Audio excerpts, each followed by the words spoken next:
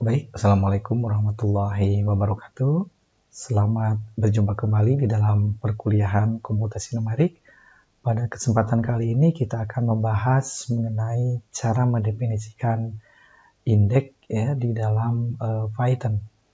Baik, kita mungkin sudah membahas tentang yang lalu itu bagaimana mencari solusi persamaan diferensial ya dengan Euler, dan pada saat kita mendefinisikan persamaan Euler ya, itu keluarnya itu dalam bentuk indeks. Saya tuliskan kembali yang kemarin sudah dipelajari ya. Ini adalah ungkapan persamaan Euler, YI plus 1 ya, sama dengan YI seperti itu, plus F T, Y ya, kali DT seperti itu.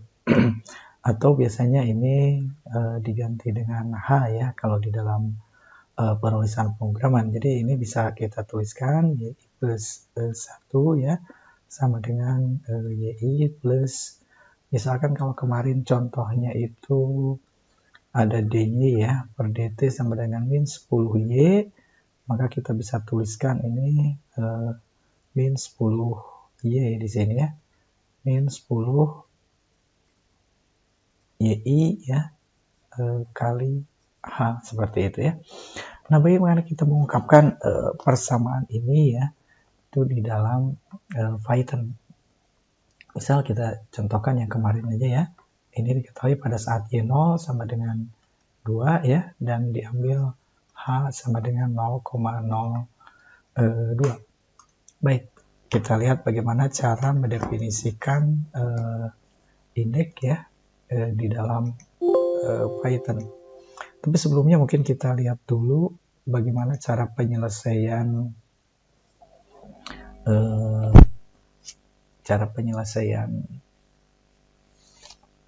Euler tadi ya, kalau tidak menggunakan indeks ya, seperti itu. Misal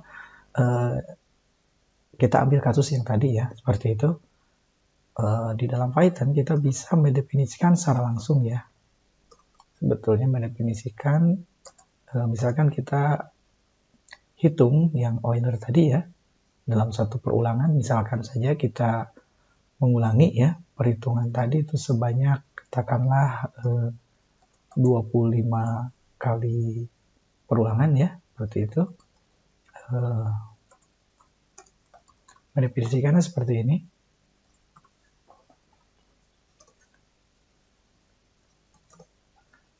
Nah, di dalam Python Anda sebetulnya bisa langsung menuliskan ya, kalau tadi persamaannya itu Y sama dengan YI plus 1 sama dengan YI plus F T, Y kali delta T ya. Anda bisa definisikan langsung di sini Y ya. Ini sebetulnya Y baru sama dengan Y lama ya. Min dari itu persamaannya ya, persamaan F T, Y-nya minus 10 ya, kali Y ya, kali Y kali H gitu ya, kali H seperti itu. Hanya kita bisa definisikan di sini ya, hanya kita definisikan di sini. Tadi diambil hanya 0,02. Baik ya, seperti itu. Nah, kita tinggal definisikan waktunya ya. T sama dengan T plus H. Artinya gini.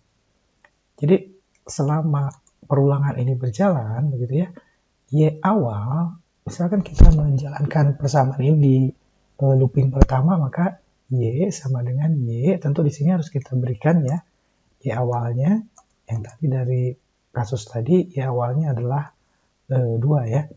Jadi ini adalah Y untuk yang pertama. Jadi begitu kita menghitung Y dalam siklus pertama, ya, dalam perulangan pertama, maka Y yang di sini ya, yang di suku kiri akan mengambil dari initial value ya, jadi nilai awal di sini. Seperti itu. Demikian juga yang di sini. Yang minus 10Y juga akan ngambil dari nilai awal ya, dari atas. Tapi begitu perulangan kedua, di dalam perulangan ini, maka nilai Y yang diambil di perulangan kedua akan mengambil nilai Y1 atau hasil perulangan pertama. Demikian juga yang ini akan mengambil Y1 dari yang tadi, seperti itu. Jadi ini akan terus naik gitu ya. Dan Y-nya akan bertambah, demikian juga T-nya, begitu ya. Seperti itu. Ini kita bisa cek ya datanya itu kalau misalkan Anda ingin membuktikan ya, bisa print begitu.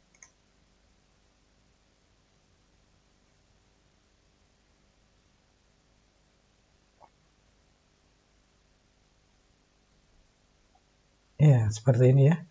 Jadi seperti yang sudah kita simulasikan ya di video sebelumnya, bahwa hasil solusi analitik ya dari persamaan minus 10Y ini DYDT ya, minus sama dengan minus 10Y itu dalam bentuk eksponen ya. Jadi ini cocok, hasilnya merupakan bentuk eksponen. Baik, nah sekarang kita lihat bagaimana jika kita ingin mengubah ya bentuk ini ke dalam bentuk indeks ya, persamaan ini. Seperti itu. Nah, kita bisa lihat tadi ya persamaan asalnya gitu ya, dari persamaan aslinya dari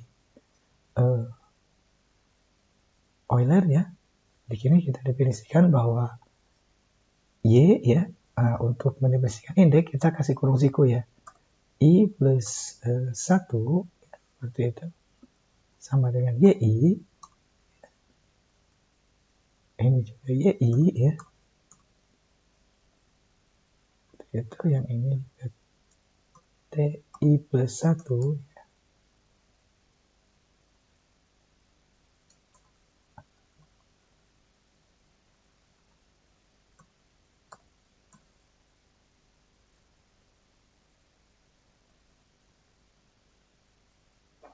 ya, ini boleh seperti ini ya, T plus 1 plus H ya, atau Anda boleh definisikan juga apa, H kali I plus 1 sebetulnya. Anda boleh definisikan seperti ini. Ini kali I kali H gitu ya. I kali H seperti itu. Ini I kali H.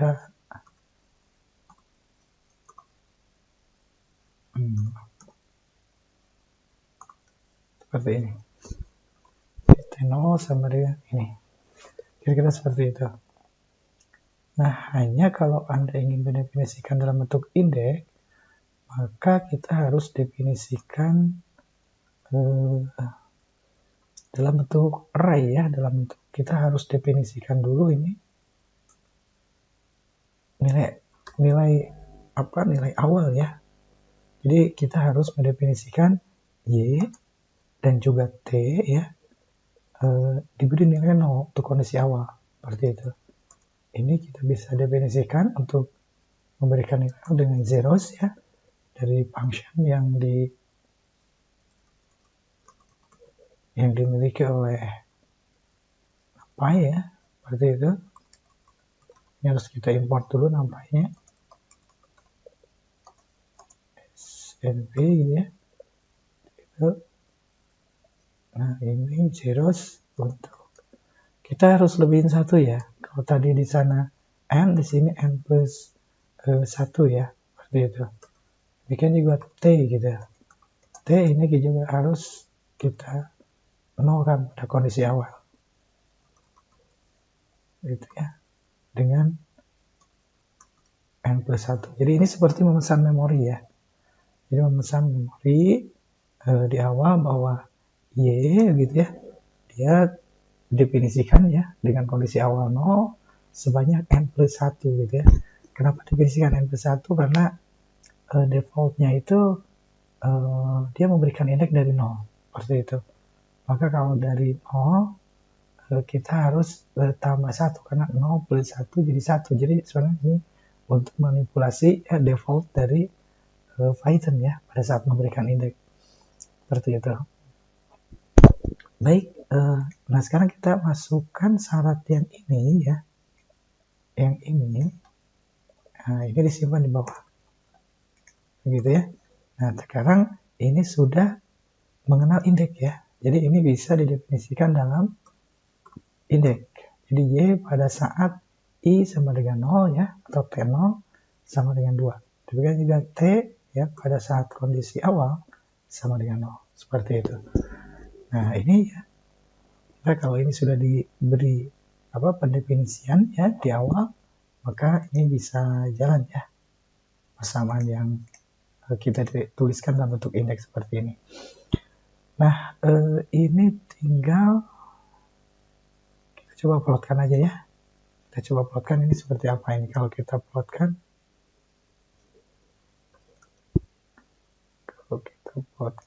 error nggak? Kita lihat.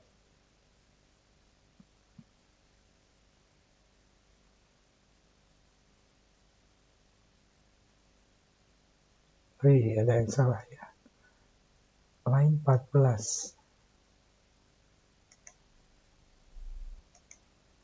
Ini T-nya.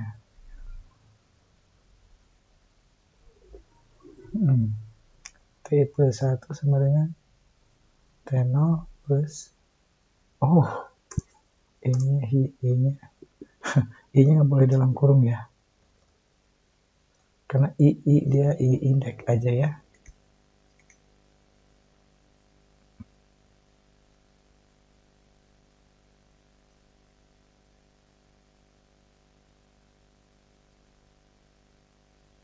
Seperti ini ya. Nah ini yang kayak kasus kemarin ya. Kita harus geser I-nya ini satu step. Seperti di video sebelumnya juga kasusnya seperti ini ya. Jadi I-nya harus kita geser satu step.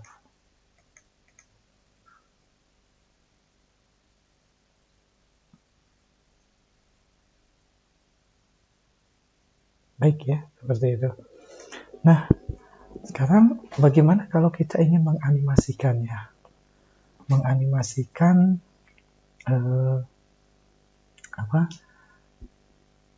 gerak benda ya, mengikuti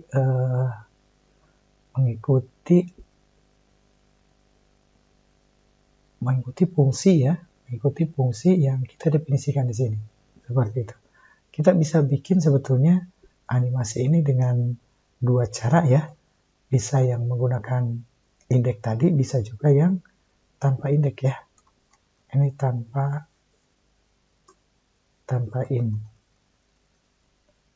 in.py aja ya. Nah, kita definisikan di sini. Yang tadi kita balikan ya. Ini kita coret dulu.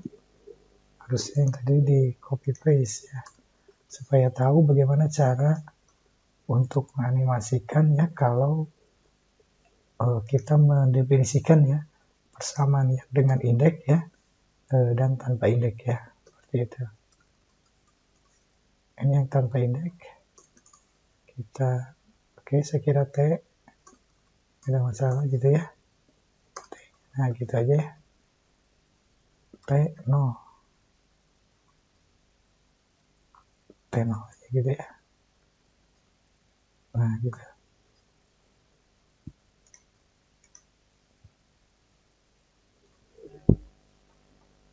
Oke, ini kita coba tes dulu ya, jalan nggak? Oke ya, ini jalan. Nah, bagaimana kita membuat satu benda begitu ya? Dia berjalan mengikuti lintasan yang ini, seperti itu ya, lintasan eksponensial ini. Nah, kita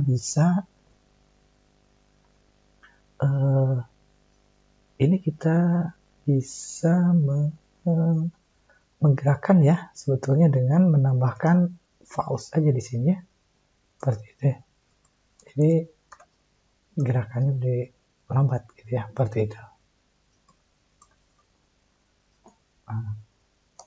Bisa 0,1 aja ya, false 0,1, lalu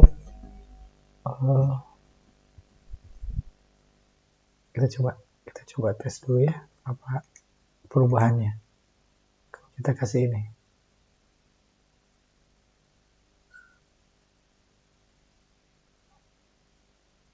Nah, seperti itu ya. Jadi dia bergerak pelan-pelan ya kalau pakai pause. Ini kita lihat batasnya ya, dari 0,5 katakanlah ya sampai dengan 2 atasnya. Jadi kita bisa batasi karena tadi kan dia gerak ya, gerak dan premnya juga ikut gerak. Nah, supaya kita animasikan premnya itu prem maksimum ya, tidak bergerak, jadi kelihatan animasi benda dalam prem yang tidak bergerak, maka ini harus kita buat prime-nya tetap gitu, karena kita biasanya mendefinisikan dengan X limit dan Y limit kayak gitu ya.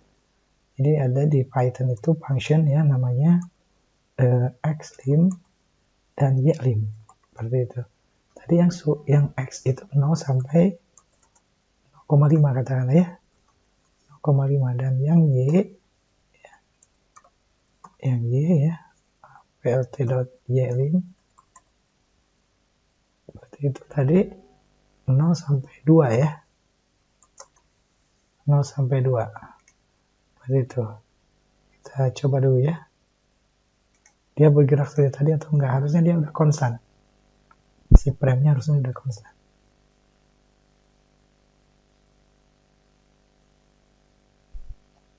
Nah ya, dia prime-nya dia diam. Nah gimana sekarang supaya dia gerakannya itu yang sebelumnya ini terhapus nih, kalau dia berpindah ke sini maka yang ini nggak ada gitu ya, seperti itu. Ada namanya close figure seperti itu. Tadi kan sudah animasi ya, bergerak seperti itu. Ini Anda kalau mau menambahkan ya, kita bisa 50 siklus gitu atau 100 ya. Kalau animasi tadi 20 ya, itu terlalu sedikit gitu ya, seperti itu. Kalau 100 bisa kelihatan bagaimana dia bergeraknya gitu ya, seperti itu. Nah seperti itu ya. Mungkin kalau 100 ini bisa lebih dari 0,5 ya, kita tambah ini. Bisa jadi ini 2 juga. Bisa jadi sampai 2 ya. Kita lihat sampai berapa dia batasnya.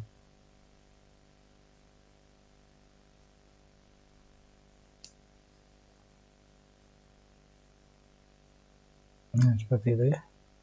Ya, dia bergerak terus sampai 2 ya. Iya, oke. Selesai ya. Sampai dia 2, angka 2 kan 100 kali ini sama dengan 2 ya. Batasnya kayak. Nah, sekarang gimana supaya tadi ya posisi pada sebelumnya terhapus atau benda pada posisi sebelumnya terhapus gitu ya. Nah, kita bisa pakai fungsi close figure atau CLF ya, close figure. Kita lihat lagi bagaimana perubahannya ya.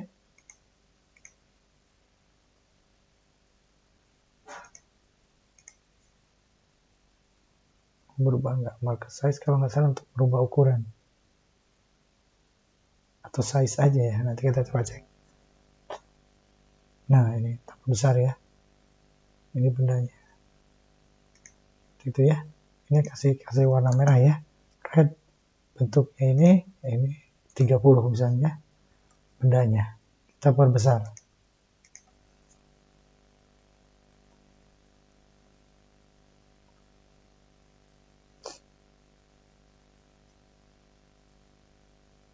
Nah ini gerakan ke benda ya, mengikuti lintasan solusi ya dari persamaan Euler seperti itu. Nah nanti ini bisa berubah-ubah ya, tergantung dari solusi yang dihasilkan. Jadi kalau solusinya solusi osilasi, maka benda juga akan bergerak osilasi ya, seperti itu. Artinya mengikuti lintasan atau mengikuti posisi ya dari hasil persamaan ya, solusi persamaan diferensialnya, seperti itu. Baik ya, saya kira itu. Anda kalau mau mencoba yang ini juga bisa ya, kalau mau animasikan juga yang ini seperti itu dengan cara yang sama ya. Anda bisa plotkan ini, bisa plotkan ya.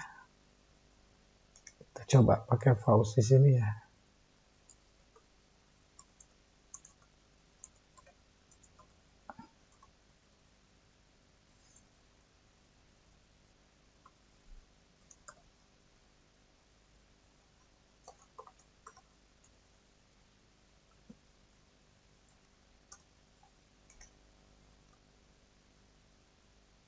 Nah seperti ini. Tadi bendanya kita perbesar ya, kita copy aja dari sini.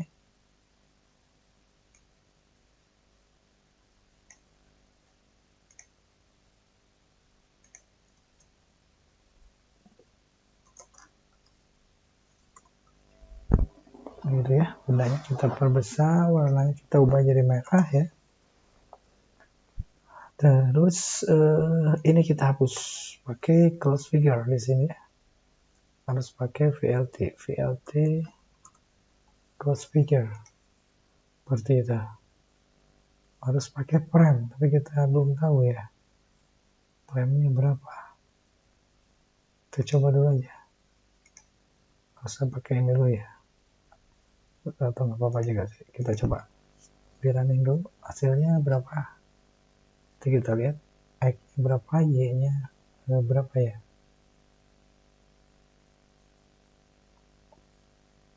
Oke, karena dia bergerak ya. Terus jadi 0,5 ya. 0,5 sampai 2 kurang lebih ya. 0 sampai 2.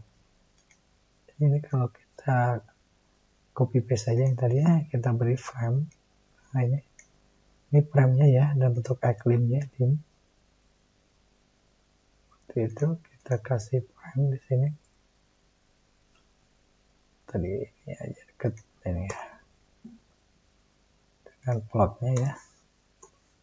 Ini X-nya itu tadi 0,5 dan Y-nya sampai 2 ya. Seperti itu. Kita coba lagi.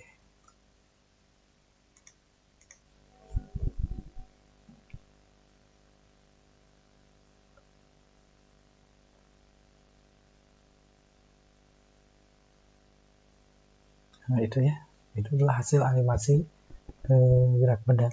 Tapi dia nggak ini ya, nggak terhapus yang sebelumnya. Padahal di sini ada CLF. Di sini ada CLF sama ya, tapi dia tidak terhapus.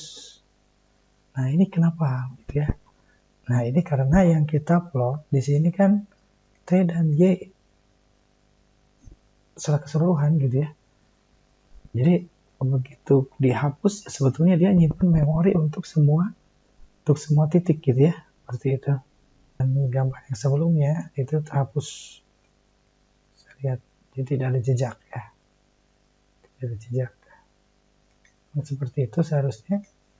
Nah kita lihat yang ini, itu di running.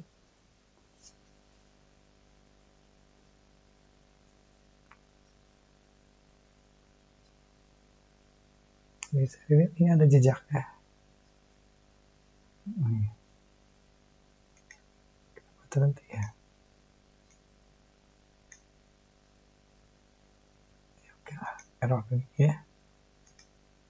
Coba cek. Nah ini gimana supaya dia ada jejak? Nah, ada jejak Anda sebenarnya bisa menambahkan di sini. Jadi diplot seiring waktu gitu ya. Diplot seiring waktu. Nah, ini kita coba kalau diplot seiring waktu kayak gimana nih?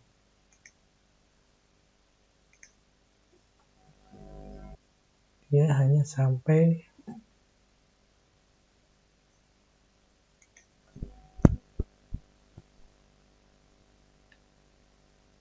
plot CIYIRO ini.